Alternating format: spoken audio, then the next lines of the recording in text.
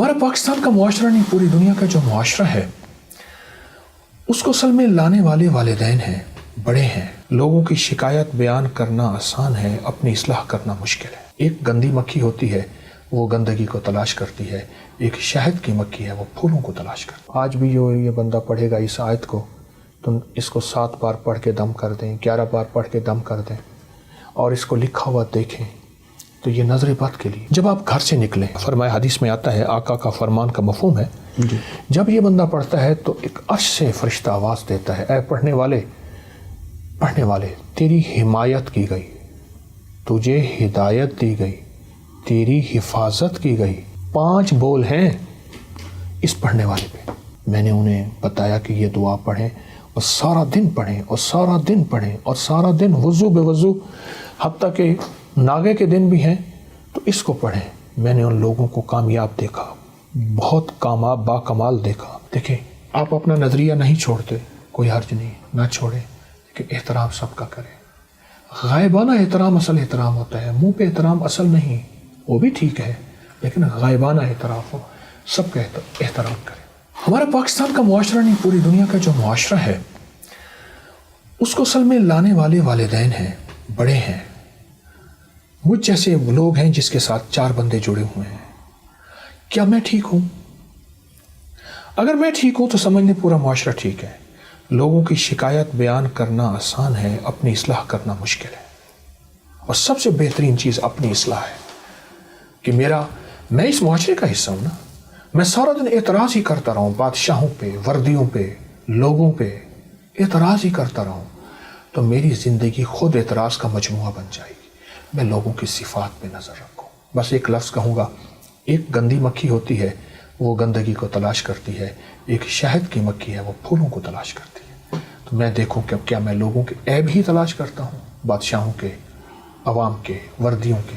نہیں، میرے دل میں لوگوں کی خوبیوں کا متلاشی بن جاؤں، وہ خوبیاں میرے اندر منتقل ہو جائیں گی۔ اچھا قبلہ صاحب، یہ بتائیے گا کہ ہم نے کہا کہ والدہ جو ہیں، جس طرح میں نے کہا کہ والدہ سے آپ کا بڑا پیار ہے، محبت ہے، مائیں جو ہیں وظیفے بچوں کو دیتی ہیں، بیٹا یہ پڑھا کرو، یہ رات کو سوتے ہوئے یہ پڑھ لیا کرو۔ آپ کی والدہ آپ کو کون سا کوئی ایسا وظیفہ یاد ہو کہ ماں جی کہتی ہیں بیٹا یہ پڑھا کرو؟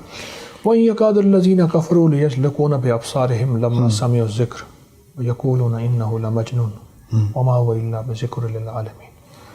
قرآن پاک کی آیت ہے، میری زیر زبر کمزور ہو سکتی ہے، اس کو دیکھ لیجئے گا۔ یہ آیت والدہ صاحبہ نظر بد کے لیے۔ اللہ اکبر۔ میں اس دن ایک ملک میں تھا تو وہاں یہ آیت لکھی ہوئی تھی، میں نے اس کا تصویر لی، میں کہا دیکھیں یہ آیت نظر بد کے لیے ہے۔ آج بھی جو یہ بندہ پڑھے گا اس آیت کو، تم اس کو 7 بار پڑھ کے دم کر دیں، 11 بار پڑھ کے دم کر دیں اور اس کو لکھا ہوا دیکھیں تو یہ نظر بد کے لیے۔ ایک تو یہ ہوتا تھا، دوسرا والدہ صاحبہ فرماتی تھیں کہ سوتے ہوئے چارے کل بہت پڑھیں، اس کی تاکید کریں۔ اور ایک چیز خاص سخت تاکید فرماتی تھیں کہ سورۃ ملک ضرور پڑھیں، اور وہ اپنی قبر کے لیے فرماتی تھی، میں اپنی قبر کے لیے سورۃ ملک کے نصاب پڑھ رہی ہوں۔ اللہ، ایک نصاب 70 بار سورۃ ملک، روز جتنا پڑھ لے وہ لکھ لیتی تھی، فرماتی تھی میں اپنی قبر کے لیے نصاب پڑھ رہی ہوں، نصاب پڑھ رہی ہوں۔ سورۃ ملک بہت طاقتور چیز ہے۔ صحیح۔ قبلہ جی بتائیے گا کہ آپ کو پہلا وظیفہ کس نے اور کب دیا؟ ہماری محلے کی مسجد تھی، اندرون شہر کے ہم رہنے والے۔ محلے کی مسجد میں ایک بابا جی آتے تھے، ان کا نام تھا تایا جی احمد حسن۔ ٹھیک ہے۔ رانے تھے، بڑے جذباتی بابے تھے، جلالی بابے تھے، بڑے درویش تھے، میرے محسن ہیں۔ آج بھی ان کی اولاد ملتی ہے، میری نظریں جھک جاتی ہیں، ان کی خدمت کرتا ہوں۔ تایا جی نے مجھے وہاں صبح آ کے وہ ایک کتاب پڑھتے تھے اور اس میں سے اچھی اچھی باتیں بتاتے تھے۔ تو انہوں نے صبح کی فجر کی نماز میں کتاب پڑھی تو اس میں لکھا تھا کہ جو بندہ اللہ اکبر پڑھتا ہے تو اس کو جنت میں اللہ ایک گھوڑا عطا فرمائیں گے، ایک درخت عطا فرمائیں گے، اس درخت کا اتنا سایہ ہوگا کہ 100 سال تک تیز رفتار گھوڑا دوڑتا رہے تو بھی اس کا سایہ ختم نہیں ہوگا۔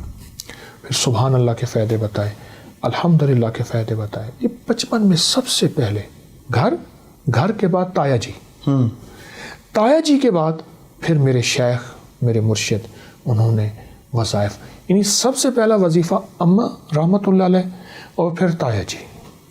اچھا قبلہ ہمارا کیونکہ آپ کا بھی تعلق خانقاہ سے ہے، سلسلہ ماشاء اللہ لے کے چل رہے ہیں، تو میں یہ جاننا چاہتا ہوں کہ بیعت کے لیے گئے آپ پہلی بار، وہ ہمارے دیکھنے والوں کو شیئر کیجیے گا، شیخ سے پہلی ملاقات جو ہے وہ کیسے آپ کی ہوتی ہے؟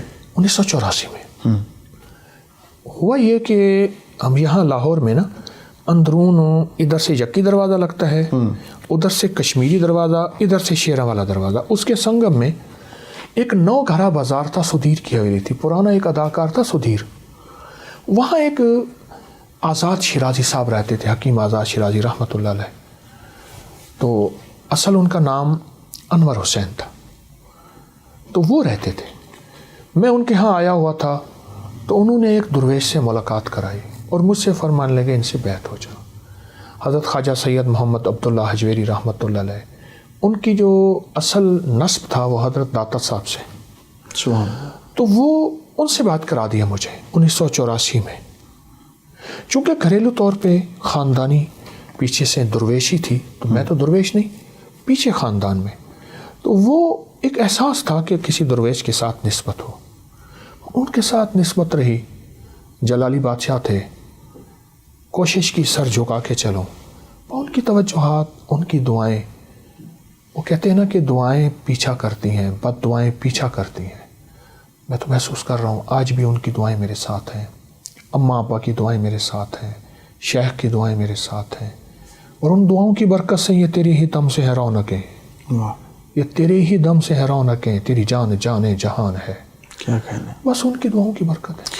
اچھا قبلہ، اب ہر بندے کو ہم نے دیکھا ہے کہ وہ یہ کہتا ہے کہ جس کا کام اپنی نالائکی سے نہ چلے، وہ کہتا ہے مجھ پہ بندش ہو گئی ہے، میں پریشان ہوں، ہر بندہ ہی جس کو پوچھے وہ یہی کہتا ہے، لگتا ہے کسی نے کچھ کروایا، یہ اس کی حقیقت کیا ہے؟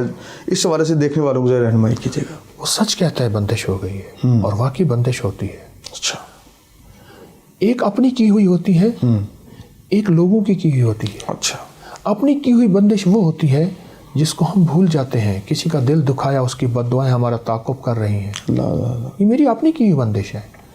تنہائیاں، خلوتیں، موبائل اور کیا کیا، یہ میری اپنی کی ہوئی بندشیں ہیں۔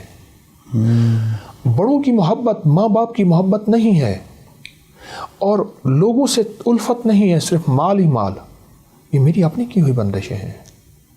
لفظ بندش کو میں مانتا ہوں، ایک وہ بندش ہے جو کسی اور کی ہوئی ہے، جادو کی شکل میں، یا بندش جنات کی شکل میں، یا بندش نظر بد کی شکل میں۔ ہمارے ہاں بعض اوقات ایسا ہوتا ہے کہ بعض لوگ کہتے ہیں جی انگریز کو جادو جنات نہیں ہوتے، نظر بد نہیں ہوتی، ہمیں ہوتا ہے، یہ ہماری ناواقفیت ہے۔ میں نے اب تک جادو جنات، نظر بد، پر اسرار دنیا پہ گوروں کی سینکڑوں کتابیں جمع کر لی ہیں کہ گورا ہم سے زیادہ evil eye, bad eye, black magic وغیرہ اس ایسٹرل ورڈ کو کتنا زیادہ مانتا ہے، پر اسرار دنیا کو کتنا زیادہ مانتا ہے۔ تو یہ بندش تو ہم نے اپنی کی ہوئی ہے، اور ضروری نہیں ہر بندہ جادو کرے، لوگ اتنے فارغ نہیں بیٹھے، یہ بندش ہے پر میری اپنی کی ہوئی ہے۔ کون سا میرا عمل ہے، کون سی میری غلطی ہے، کون سا میرا ظلم ہے، کون سی میری خطا اور گناہ ہے جس کی نحوست، جس کی ظلمت میری نسلوں کے سامنے یا میرے سامنے آ رہی ہے۔ اللہ اللہ، یہ بھی تو بندش ہے۔ قبلہ اس کا حل بھی آئے دوستوں کو بتا، دیکھنے والوں کو بتا دیں۔ بندش کا جو سب سے بہترین حل ہے نا، جب آپ گھر سے نکلیں، بسم اللہ توکلت علی اللہ لا حول ولا قوت الا باللہ، فرمایا حدیث میں آتا ہے، آقا کا فرمان کا مفہوم ہے، جب یہ بندہ پڑھتا ہے تو ایک عرش سے فرشتہ آواز دیتا ہے، اے پڑھنے والے تیری حمایت کی گئی، تجھے ہدایت دی گئی، تیری حفاظت کی گئی۔ 5 بول ہیں اس پڑھنے والے پہ۔ میرے پاس کتنے لوگ ایسے ہیں جو کہتے ہیں ہمارے کام نہیں بنتے، ہماری مشکلیں ہیں، ہماری پریشانیاں ہیں، ہمارے حالات ہیں، ہماری سختیاں ہیں، کتنے بندے ایسے ہیں۔ میں نے انہیں بتایا کہ یہ دعا پڑھیں، اور سارا دن پڑھیں، اور سارا دن پڑھیں، اور سارا دن وضو بے وضو، حتیٰ کہ ناگے کے دن بھی ہیں تو اس کو پڑھیں۔ میں نے ان لوگوں کو کامیاب دیکھا، بہت کامیاب با کمال دیکھا، اور بہت حیرت انگیز دنیا میں ان کو ترقیوں اور کامیابیوں میں دیکھا۔ اس دعا کی طاقت بہت زیادہ ہے۔